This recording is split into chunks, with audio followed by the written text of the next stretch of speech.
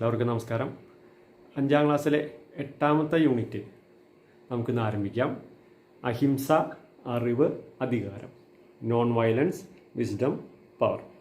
നമുക്ക് കഴിഞ്ഞ ക്ലാസ്സിൽ നമ്മൾ 7ാമത്തെ യൂണിറ്റ് അവസാനിക്കേണ്ടത്. അപ്പോൾ 7ാമത്തെ യൂണിറ്റിൽ പ്രധാനമായിട്ട് നമുക്കറിയാം ആര്യന്മാർ, അന്നത്തെ മനുഷ്യർ ഗംഗാ സമതലത്തിലേക്ക് എത്തിയതുമായി ബന്ധപ്പെട്ട് അവിടെ നിന്ന് അവരുടെ പല കണ്ടുപിടുത്തങ്ങൾ, അതായത് പ്രധാനമായിട്ടും ഇരുമ്പിൻ്റെ കണ്ടുപിടുത്തം, അവരുടെ ജീവിതത്തിലുണ്ടാക്കിയ മാറ്റം, അല്ലേ? അതാണ് നമ്മൾ പ്രധാനമായിട്ടും പറയേണ്ടത്. അതായത് ഋഗ്വേദിക് പീരീഡിലെയും ലേറ്റർ വേദിക് പീരീഡിലെയും കാര്യങ്ങളാണ് നമ്മൾ പറയുന്നത്. ഇനി നമുക്ക് അതിനോട് ചേർന്ന് അതിൻ്റെ തുടർച്ച എന്നുള്ള ഭാഗമാണ് നമുക്ക് നോക്കാനുള്ളത്. നമുക്ക് തുടക്കത്തിൽ ഒരു ചെറിയൊരു കവിത തന്നിട്ടുണ്ട്, വൈലോപ്പിള്ളിയുടെ ഒരു 8 വരി കവിത. എന്താണെന്ന് അതിൽ പറഞ്ഞിട്ടില്ല, നോക്കാം. കാടും പടലും വെണ്ണീരാക്കി കനകക്കതിരിനു വളമേകി, കഠിനമിരുമ്പും കുഴമ്പാക്കി പല കരുനിരവാർത്തു പണിക്കേകി, അറിവിൻ തിരികൾ കൊളുത്തീക്കലകൾ ആവേശത്തിൽ ചൂടേകി, മാലോടിഴയും മർത്യാത്മാവിന് മേലോട്ടുയരാൻ ചിറകുതകി. വൈലോപ്പിള്ളിയുടെയാണ്. അതിൻ്റെ തന്നെ ഇംഗ്ലീഷിൽ അതിൽ കൊടുത്തിട്ടുണ്ട്. Burned jungles down to ashes to nurture golden grains, hard iron we tamed to fashion handy tools to serve toil, lit the lamps of lore to spread the fiery zeal of life to arts, and wings to suffering souls were lent to ascend unscaled heights of yore. ഇതിൽ പ്രധാനമായിട്ടും പറയുന്നത്, നമ്മൾ തുടക്കത്തിലെ വരികൾ ശ്രദ്ധിച്ചാൽ നമുക്ക് മനസ്സിലാക്കാം, കാടും പടലും വെണ്ണീരാക്കി. അതായത് നമ്മൾ കഴിഞ്ഞ പാഠത്തിൽ നമ്മൾ തുടക്കത്തിൽ പറഞ്ഞിരുന്ന ഓർമ്മയുണ്ടാവും. നമ്മൾ ഗംഗാ സമതലത്തിലേക്ക്, ഗാംഗറ്റിക് പ്ലെയിനിലേക്ക് അവർ വന്നപ്പോൾ എങ്ങനെയായിരുന്നു അവിടുത്തെ അവസ്ഥ? നിറയെ കാടായിരുന്നു, അല്ലേ? കാട് മുഴുവൻ അവർ വെട്ടി മാറ്റി അത് കത്തിക്കുകയാണ് ഉണ്ടായി, അല്ലേ? കത്തിച്ച് കളയുകയാണ് ചെയ്തത്. വെട്ടി മാറ്റാൻ കഴിയാത്ത കുറേയൊക്കെ കത്തിച്ച് കളയുകയും ചെയ്തു. എന്നിട്ടും അതിൻ്റെ കുറ്റികളും വലിയ മരങ്ങളൊക്കെ അവർക്കൊന്നും ചെയ്യാൻ പറ്റാതായി. അപ്പോൾ അങ്ങനെ അവരിൽ ഉണ്ടായിരുന്ന അവരുടെ അന്ന് ഉപയോഗിച്ചിരുന്ന ആയുധങ്ങൾ എന്തുകൊണ്ടുള്ളതൊക്കെ ആയിരുന്നു? ചെമ്പ് കൊണ്ടും വെങ്കലം കൊണ്ടുള്ളതൊക്കെ ആയിരുന്നു, അല്ലേ? അതിന് പകരമായിട്ട് അവർക്ക് അവിടെ ഗാംഗറ്റിക് പ്ലെയിനിൽ നിന്ന് അവർ ഇരുമ്പയിൽ കുഴിച്ചെടുക്കുകയും അങ്ങനെ ഇരുമ്പ് കൊണ്ടുള്ള ആയുധങ്ങൾ അവർ നിർമ്മിക്കുകയും ചെയ്യുകയുണ്ടായി. അതുകൊണ്ട് പിന്നീട് അവർക്ക് ഈ കാഠിന്യമുള്ള മരങ്ങളായാലും മറ്റു കാര്യങ്ങളൊക്കെ, അതുപോലെ മണ്ണ് ഒക്കെ നല്ലപോലെ ഉഴുതുമറിക്കാനും കളയ്ക്കാനും ഒക്കെ അത്രയും കാഠിന്യമുള്ള ആ ലോഹം, ഇരുമ്പ് കൊണ്ട് അവർക്ക് സാധിക്കുകയാണ്. പിന്നീട് അവരുടെ ജീവിതത്തിൽ ഉണ്ടാക്കിയിട്ടുള്ള ഉയർച്ചയെക്കുറിച്ചൊക്കെയാണ് നമുക്കിവിടെ ഇതിലൂടെ സൂചിപ്പിക്കുന്നത്. അവർ ഇത്തരത്തിൽ കൃഷി ഇറക്കുകയും അതിന് നല്ല വിളവ് ലഭിച്ചു, അതുപോലെ അവരുടെ അറിവ് വർദ്ധിക്കുകയാണ്, പിന്നെ പല കലകളും അവരിൽ വരികയാണ്. പിന്നെ അങ്ങനെ മനുഷ്യൻ്റെ ഉയർച്ചയെക്കുറിച്ചാണ് നമുക്ക് ഈ കവിതയിൽ അദ്ദേഹം സൂചിപ്പിച്ചിട്ടുള്ളത്. അപ്പോൾ ഇത്തരത്തിൽ ആ ജനങ്ങളുടെ ഉയർച്ച അത് ഏത് തലത്തിലേക്ക് എത്തി എന്നൊക്കെ നമുക്ക് ഈ പാഠപുസ്തകത്തിലൂടെ കുറേശ്ശൊക്കെ അറിയാനായിട്ട് സാധിക്കും. നോക്കാം. As a result of Aryan expansion to the Gangetic plains by the 6th century BC, several agricultural lands and settlements were formed in the region. അതായത് ആര്യന്മാരുടെ വ്യാപനത്തെ തുടർന്ന് BC 6ാം നൂറ്റാണ്ടോടുകൂടി ഗംഗാ സമതലത്തിൽ കാർഷിക മേഖലകൾ രൂപം കൊണ്ടു. നമ്മൾ പറയണ്ടായി, കഴിഞ്ഞ പാഠത്തിൽ നമ്മൾ പറയണ്ടായി, അല്ലേ? ഇരുമ്പിൻ്റെ കണ്ടുപിടുത്തത്തോടുകൂടി അവർ പുതിയ ആയുധങ്ങളൊക്കെ, കൃഷിക്ക് ഉപയോഗപ്രദമാകുന്ന തരത്തിലുള്ള ആയുധങ്ങളുമൊക്കെ അവർ നിർമ്മിച്ചെടുക്കണ്ടായി. അതിനെ തുടർന്ന് അവിടെ ഗംഗാ സമതലത്തിൽ വൻതോതിൽ കൃഷി ഇറക്കുകയും ആ കൃഷിയിൽ നിന്ന് നല്ല ഉൽപ്പന്നങ്ങൾ ധാരാളമായി ലഭിക്കുകയും അങ്ങനെ ബാക്കി വന്നപ്പോൾ അവർ തമ്മിൽ തന്നെ പരസ്പരം കൈമാറുകയൊക്കെ ചെയ്തു എന്ന് നമ്മൾ പറയണ്ടായി, അല്ലേ? അത് തന്നെയാണ് നമ്മളിവിടെ സൂചിപ്പിക്കുന്നത്. അപ്പോൾ അങ്ങനെ അത്തരത്തിൽ അവരവിടെ ഒരു കാർഷിക മേഖല അവർ രൂപം കൊള്ളുകയാണ് അവിടെ. This settlement with newly developed trading centres and towns were known as janapadas. അതായത് കൈമാറ്റ കേന്ദ്രങ്ങൾ എന്ന് പറഞ്ഞാൽ നമുക്കറിയാം എന്താ, ഇത്തരത്തിലുള്ള ഉൽപ്പന്നങ്ങളുടെ കൈമാറ്റ കേന്ദ്രങ്ങൾ, അതുപോലെ പട്ടണങ്ങളും അടങ്ങിയ അവയെ ജനപദങ്ങൾ എന്നറിയപ്പെട്ടു. അപ്പോൾ ജനപദം എന്നാണ് ആ ടൗൺസ് ട്രേഡിംഗ് സെൻറ്റേഴ്സിനെയും ടൗൺസിനെയൊക്കെ കൂടി അറിയപ്പെടുന്നതാണ് എന്ത് ജനപദം, janapadas. Several such janapadas extend up to the Godavari basin. അതായത് ഇത്തരം ജനപദങ്ങൾ ഗോദാവരി തടം വരെ വ്യാപിച്ചിരുന്നു. അപ്പോൾ നമുക്കിപ്പോൾ മനസ്സിൽ തോന്നും ഗോദാവരി എന്ന് പറയുമ്പോൾ അത് എവിടെയാണ് എന്നുള്ളത് നമ്മുടെ മനസ്സിലേക്ക് വരും അല്ലേ. അത് നമുക്ക് ഈ ഒരു സെൻറ്റൻസ് കൂടി കഴിഞ്ഞ് നമുക്ക് നോക്കാം. നമുക്ക് ആ മാപ്പ് നോക്കുമ്പോൾ മനസ്സിലാക്കാൻ സാധിക്കും. 16 janapadas gained prominence among them and came to be known as mahajanapadas. അതായത് ഇതിൽ തന്നെ നിരവധി ജനപദങ്ങൾ ഗോദാവരി തടം വരെ വ്യാപിച്ചിരുന്നു എന്ന് പറഞ്ഞു അല്ലേ. അവയിൽ തന്നെ പ്രധാനമായിട്ടും 16 എണ്ണം ആണ് ശക്തി ആർജിച്ചത്. വളരെ ശക്തി ആർജിച്ച ജനപദങ്ങൾ 16 എണ്ണമായിരുന്നു. അവയെ മഹാജനപദങ്ങൾ എന്നാണ് അറിയപ്പെട്ടിരുന്നത്. Magadha was the most powerful among the Mahajanapadas. അതിൽ തന്നെ മഗധയായിരുന്നു ഏറ്റവും പ്രധാനപ്പെട്ട ഒരു ജനപദം. അപ്പോൾ 16 എണ്ണമാണ് ഏറ്റവും അതിൽ ശക്തി ആർജിച്ചതെന്ന് പറഞ്ഞു. അതിൽ തന്നെ ഏറ്റവും പ്രധാനപ്പെട്ട ഒരു മഹാജനപദത്തിലെ ഏറ്റവും പ്രധാനപ്പെട്ട ജനപദമായിരുന്നു ഇത് മഗധ. നമുക്കിനി ഒരു മാപ്പ് കാണാം അല്ലേ. ഇന്ത്യയുടെ ഒരു മാപ്പ് കാണാൻ സാധിക്കുന്നുണ്ടോ?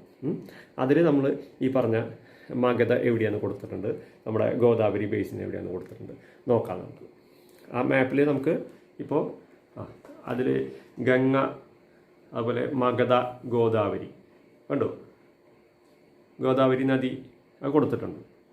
അപ്പോൾ മഗധ എവിടെയാണെന്ന് നമുക്ക് മനസ്സിലായി, ഗംഗ ഏത് ഭാഗമാണെന്ന് മനസ്സിലായി, ഗോദാവരി എവിടെയാണെന്ന് മനസ്സിലായി. അപ്പോൾ അത്രയും കണ്ടോ, അത്രയും ഏരിയ മുഴുവൻ വ്യാപിച്ച് കിടക്കുന്നതായിരുന്നു ഈ ജനപദങ്ങൾ.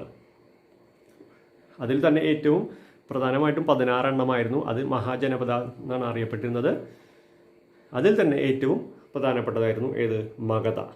മഗധ ഇന്ന് സ്ഥിതി ചെയ്യുന്നത് ഏകദേശം നമ്മുടെ ബീഹാറിൽ ആണ്. അന്നത്തെ മഗധ ഇന്നത്തെ നമ്മുടെ സംസ്ഥാനങ്ങൾ നോക്കുമ്പോൾ ബീഹാറാണ് അത് പ്രധാനമായിട്ടും വരുന്നത്. നമ്മൾ പറഞ്ഞു മഹാജനപദാസ് 16 എണ്ണം എന്ന് പറഞ്ഞു അല്ലേ. അതിൽ ഏതൊക്കെയാണ് ജനപദങ്ങൾ, ആ പേര് നോക്കാം. മഗധ, അംഗ, വജ്ജി, വത്സ, മല്ല, കാശി, കോസല, ചേതി, പാഞ്ചാല, അശ്മക, അവന്തി, സുരസേന, കുരു, മത്സ്യ, ഗാന്ധാര ആൻഡ് കംബോജ. അതായത് നമ്മൾ മലയാളത്തിൽ പറയുമ്പോൾ അതിലേക്ക് ചെറിയ പ്രൊനൗൺസിയേഷന് ചെറിയ വ്യത്യാസം വരും.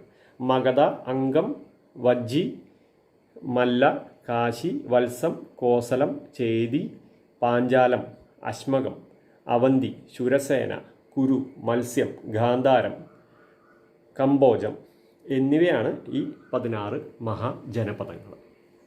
അപ്പോൾ അതിൽ തന്നെ ഏറ്റവും പ്രധാനപ്പെട്ടതായിരുന്നു ഏത് മഗധ. അപ്പോൾ നമുക്കിനി മഗധയെക്കുറിച്ചൊന്ന് കൂടുതൽ കാര്യങ്ങൾ നമുക്ക് നോക്കണം. എങ്ങനെയാണ് ഈ മഗധ രൂപപ്പെട്ടത്, ഇത്രയും വലുത് പ്രധാനപ്പെട്ടതാവാൻ കാരണം, അതുമായി ബന്ധപ്പെട്ട് നമുക്ക് കുറച്ചുകൂടി കാര്യങ്ങൾ നോക്കാം. അപ്പോൾ നമുക്ക് മഗധയെക്കുറിച്ച് നോക്കാം. എങ്ങനെയാണ് മഗധ ഇത്രയും പ്രബലമായൊരു ശക്തിയായിട്ട് മാറിയത്, മഹാജനപദങ്ങളിൽ തന്നെ ഏറ്റവും പ്രധാനപ്പെട്ട ഒരു ജനപദമായി മാറി മഗധ, അതെങ്ങനെയാണെന്ന് നോക്കാം. Magadha had large deposits of iron or. കണ്ടോ, വൻതോതിൽ ഇരുമ്പയിര് നിക്ഷേപമുള്ള പ്രദേശമായിരുന്നു മഗധ. എന്താ അതുകൊണ്ടുള്ള ഗുണം? ഒരുപാട് ഇരുമ്പ് അതിൽ നിന്ന് ലഭിക്കില്ലേ. അതുകൊണ്ട് നമുക്ക് ഒരുപാട് ഉപകരണങ്ങൾ നിർമ്മിക്കാനൊക്കെ സാധിക്കും അല്ലേ. നോക്കാം. The use of iron weapons and implements were instrumental in the growth of Magadha. മഗധയുടെ വളർച്ചയിൽ പ്രധാന പങ്കുവഹിച്ചത് ഇരുമ്പ് ആയുധങ്ങളുടെയും ഉപകരണങ്ങളുടെയും ഉപയോഗമായിരുന്നു. കണ്ടോ, അതാണ് ഗാംഗറ്റി പ്ലെയിനിൽ തന്നെ ഏറ്റവും ഇരുമ്പയിര് നിക്ഷേപമുള്ള ഒരു പ്രദേശമായിരുന്നു മഗധ എന്ന് പറയുന്നത്. അയൺ ഓറിൻ്റെ ഡെപ്പോസിറ്റുള്ള ഒരു പ്രദേശമായിരുന്നു. ലാർജ് ക്വാണ്ടിറ്റി, അത്രയും വലിയ തോതിൽ നിക്ഷേപമുള്ള ഒരു ഭാഗമായിരുന്നു മഗധ. അപ്പോൾ ഈ മഗധയുടെ വളർച്ചയിൽ വലിയൊരു പങ്ക് വഹിച്ചത് ഈ ഇരുമ്പയിരായിരുന്നു. കാരണം എന്താ, ഇരുമ്പായുധങ്ങളെയും ഉപകരണങ്ങളെയും അത് അവ ധാരാളമായിട്ട് നിർമ്മിക്കാനും ഉപയോഗിക്കാനും ഒക്കെ ഇതിലൂടെ സാധിക്കുകയാണ്. Iron axe was effective in clearing the dense forest of the Gangetic plain. കണ്ടോ, ഗാംഗറ്റി പ്ലെയിനിലെ ഇടതൂർന്ന കാടുകൾ വെട്ടിത്തെളിക്കാൻ ഇരുമ്പ് കൊണ്ടുള്ള മഴു സഹായകമായി. കണ്ടോ? അപ്പോൾ ഈ ആയുധം ഉപയോഗിച്ചിട്ട് ഡെൻസ് ഫോറസ്റ്റ്, ഇടതൂർന്ന് നിൽക്കുന്ന കാടുകൾ വെട്ടി ഒതുക്കാനായിട്ട്, മാറ്റാനായിട്ട് സാധിച്ചു. They were able to till hard soil using iron ploughshare, അതായത് ഇരുമ്പ് കലപ്പ ഉപയോഗിച്ച് നിലം ഉഴുതുമറിക്കാൻ കഴിഞ്ഞു. ഇതിൻ്റെ ഫലമായിട്ട് എന്തുണ്ടായിട്ടുണ്ടാവും നോക്കാം. Consequently agricultural production increased. കണ്ടോ? ഇതിൻ്റെ ഫലമായിട്ട് കാർഷികോൽപാദനം വർദ്ധിച്ചു. This stimulated trade and the subsequent growth of cities. അപ്പോൾ ഇതിനെ തുടർന്ന് വാണിജ്യ രംഗത്തുണ്ടായ പുരോഗതി നഗരങ്ങളുടെ വളർച്ചയ്ക്ക് ഇടയാക്കി. അപ്പോൾ ഈ കാർഷികോൽപാദനം വർദ്ധിച്ചു എന്ന് നമ്മൾ പറഞ്ഞു. അപ്പോൾ എങ്ങനെയാണ് വാണിജ്യ രംഗത്തും പുരോഗതി ഉണ്ടാവുക? അതായത് കാർഷികമായിട്ടുള്ള ഉൽപ്പാദനം വർദ്ധിക്കുമ്പോൾ നമ്മുടെ ആവശ്യത്തിന് ഉള്ളത് കഴിഞ്ഞ് പിന്നെയും ഒരുപാട് നമ്മുടെ കൈവശം ഉണ്ടാവും. അപ്പോൾ അത് നമ്മളെന്ത് ചെയ്യും? കച്ചവടത്തിനായിട്ട് ഉപയോഗിക്കും അല്ലേ, മറ്റുള്ളവർക്ക് കൊടുക്കാനായിട്ട്. അപ്പോൾ അങ്ങനെ വാണിജ്യ രംഗത്തും വളരെയധികം പുരോഗതി പ്രാപിക്കുകയാണ്. കാരണം എന്താ? കാർഷികമായിട്ടുള്ള ഉൽപ്പാദനം വളരെയധികം വർദ്ധിക്കുകയാണ്. അപ്പോൾ അത്തരത്തിൽ ആ പുരോഗതിയിലൂടെ നഗരങ്ങളുടെ വളർച്ചയ്ക്കും അത് ഇടയാക്കി. Growth of cities. കണ്ടോ? നഗരങ്ങളുടെ വളർച്ചയ്ക്കും അത് ഇടയാക്കി.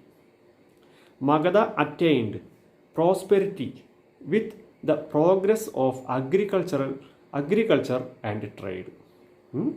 അപ്പോൾ കാർഷിക രംഗത്തും വാണിജ്യ രംഗത്തും ഉണ്ടായ മുന്നേറ്റത്തിലൂടെ മഗധ സാമ്പത്തികമായി അഭിവൃദ്ധി പ്രാപിച്ചു. കണ്ടോ? വളരെയധികം സാമ്പത്തികമായിട്ട് മഗധ മുന്നോട്ട് മുന്നേറുകയാണ്. എന്തിലൂടെ? കാർഷിക രംഗത്തും വാണിജ്യ രംഗത്തും ഉണ്ടായ മുന്നേറ്റത്തിലൂടെയാണ് അത് സാധിച്ചത്. This helped Magadha to organise a huge army and conquer the nearby regions. അപ്പോൾ ഇതിൻ്റെ ഫലമായിട്ട് വലിയൊരു സൈന്യത്തെ രൂപീകരിക്കാനും ചുറ്റുമുള്ള പ്രദേശങ്ങൾ കീഴടക്കാനും മഗധയിലെ സമ്പദ് സമൃദ്ധി രാജാക്കന്മാരെ സഹായിച്ചു. അപ്പോൾ ഇത്തരത്തിൽ സാമ്പത്തികമായിട്ട് വളരെ അഭിവൃദ്ധി പ്രാപിച്ചപ്പോൾ എന്തുണ്ടായി? വലിയൊരു സൈന്യത്തെ രൂപീകരിച്ചു. ആർമിയെ, വലിയൊരു ഹ്യൂജ് ആർമിയെ രൂപീകരിക്കുകയാണ്. എന്നിട്ട് എന്തുണ്ടായി? ചുറ്റുമുള്ള പ്രദേശങ്ങൾ കീഴടക്കി. ഇതിനൊക്കെ സമ്പൽ സമൃദ്ധിയാണ് ആരെ സഹായിച്ചത്? ഈ രാജാക്കന്മാരെ സഹായിച്ചത്. അതായത് കാർഷികപരമായിട്ടും വാണിജ്യപരമായിട്ടും മഗധയ്ക്കുണ്ടായ സാമ്പത്തിക അഭിവൃദ്ധി, അതാണ് വലിയൊരു ഹ്യൂജ് ആർമിയെ ലഭിച്ചത് അല്ലേ, ഉണ്ടാക്കിയത്. അതിനെ തുടർന്ന് മറ്റ് അടുത്തുള്ള രാജ്യങ്ങളെയൊക്കെ കീഴടക്കുകയാണ്. ഇതൊക്കെ ഇതിലൂടെയൊക്കെയാണ് മഗധ ഇത്രയും വലിയ ഒരു ജനപദമായിട്ട് മാറുന്നത്. നോക്കാം ഇനി എന്തായാലും പറയുന്നത്. Rulers of Magadha during the reigns annexed other janapadas to Magadha, thus making it a large kingdom. കണ്ടോ? വ്യത്യസ്ത കാലങ്ങളിൽ മഗധ ഭരിച്ച ഭരണാധികാരികൾ മറ്റ് ജനപദങ്ങളെ മഗധയോട് കൂട്ടിച്ചേർത്തു. അപ്പോൾ അടുത്തുള്ള പ്രദേശങ്ങൾ കീഴടക്കി. അങ്ങനെ പതിയെ പതിയെ മറ്റ് ജനപദങ്ങൾ കൂടി മഗധയോട് കൂട്ടിച്ചേർക്കാണ് പിന്നീട് വന്ന രാജാക്കന്മാരും. അപ്പം ഇങ്ങനെ മഗധ വിശാലമായ ഒരു രാജ്യമായിട്ട് മാറുകയാണ്. കണ്ടോ? അപ്പോൾ ഇത്തരത്തിലാണ് മഗധ ഇത്രയും വലിയൊരു ജനപദമായിട്ട് മാറാൻ കാരണം. അത് വലിയൊരു രാജ്യം പോലെ തന്നെ മാറുകയാണ്. അപ്പോൾ നമുക്കവിടെ ഒരു ചോദ്യം വരികയാണ്. എന്താ ചോദ്യം? What are the factors that helped Magadha to grow as a powerful kingdom? ഈ മഗധയെ ഒരു പ്രബല ശക്തിയായി മാറുന്നതിൽ സഹായിച്ച ഘടകങ്ങൾ എന്തൊക്കെയായിരുന്നു? നമുക്ക് പറയാം ഇരുമ്പിൻ്റെ അല്ലേ, ഏറ്റവും നമ്മൾ പറഞ്ഞ ഇരുമ്പിൻ്റെ കാര്യമാണ്. പിന്നെയോ കാർഷികമായിട്ടുള്ള മുന്നേറ്റം വന്നു, വലിയൊരു സൈന്യം ഉണ്ടായിരുന്നു അല്ലേ. അപ്പോൾ വാണിജ്യപരമായിട്ടുള്ളൊരു പുരോഗതി ഉണ്ടായി. ഇതൊക്കെയാണ് നമുക്ക് പറയാൻ പറ്റുക. അപ്പോൾ എന്തൊക്കെ നമുക്ക് പറയാം? Large deposits of iron or, അതായത് ഇരുമ്പിൻ്റെ ലഭ്യത, ഇരുമ്പയിര് ധാരാളമായിട്ടും മഗധയിൽ ഉണ്ടായിരുന്നു, ആ പ്രദേശത്ത് ഉണ്ടായിരുന്നു അല്ലേ. പിന്നെയോ ഇൻക്രീസ് ഇൻ അഗ്രികൾച്ചറൽ പ്രൊഡക്ഷൻ, വർദ്ധിച്ച കാർഷികോൽപാദനം. പ്രോഗ്രസ് ഇൻ ട്രേഡ്, വാണിജ്യത്തിൻ്റെ പുരോഗതി. വെൽ ഓർഗനൈസ്ഡ് ആർമി, വിപുലമായ സൈന്യം. ഇതൊക്കെയാണ് മഗധയെ വലിയൊരു ജനപദമാക്കി മാറ്റാൻ സഹായിച്ച ഘടകങ്ങൾ. നമുക്ക് ഇന്നത്തെ ക്ലാസ് നമുക്ക് ഈ ഒരു പോയിന്റിൽ നമുക്ക് അവസാനിപ്പിക്കാം. അടുത്ത ക്ലാസ്സിൽ നമുക്ക് അഹിംസയിലേക്ക് കടക്കാം, നോൺ വയലൻസിലേക്ക് കടക്കാം. അപ്പോൾ ഇന്ന് പ്രധാനമായിട്ടും നമ്മൾ പറഞ്ഞത് ഗംഗാ സമതലത്തിലേക്ക് കുടിയേറി പാർത്ത അവരുടെ മുന്നോട്ടുള്ള പ്രയാണത്തെക്കുറിച്ചാണ് നമ്മൾ പറയുന്നത്. അത് മഗധയിൽ എത്തി നിൽക്കുന്നു അല്ലേ. മഗധയിൽ എത്തി നിൽക്കുന്നു എന്ന് പറയുമ്പോൾ മഗധ എന്നത് വലിയൊരു ജനപദമായി മാറുകയാണ്. അത് ഒരുപാട് പ്രദേശങ്ങൾ കീഴ്പ്പെടുത്തി വലിയൊരു രാജ്യം പോലെ തന്നെ ആയി മാറി. അതിനുള്ള സഹായിച്ച ഘടകങ്ങളൊക്കെ നമ്മൾ പറയണ്ടായി. ഇത്രയും നമ്മൾ ഇന്നത്തെ ക്ലാസ്സിൽ പറയുന്നുള്ളൂ. നമുക്ക് അടുത്ത ക്ലാസ്സിൽ അഹിംസ, നോൺ വയലൻസുമായി അതുമായിട്ട് നമുക്ക് വരാം.